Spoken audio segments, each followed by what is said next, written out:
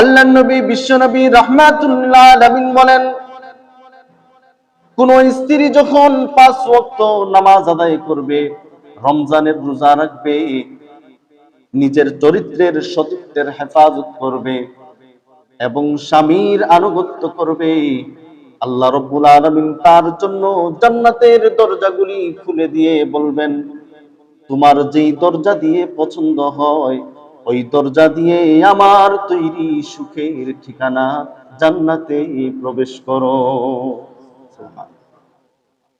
শুধু তাই নয়, কোন স্বামী যদি তার স্ত্রীর উপর সন্তুষ্ট থাকে, খুশি থাকে, ওই স্ত্রী সোজা জান্নাতে চলে যায়।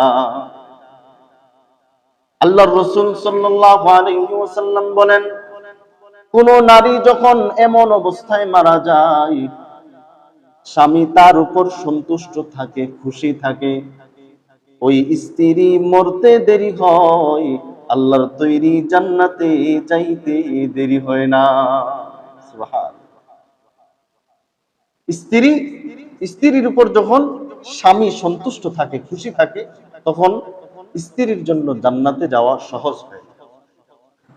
তাহলে আমরা আমাদের আজকের আলোচনার প্রথম স্বামীর হক এবং স্ত্রীর দায়িত্ব কি পাইলাম?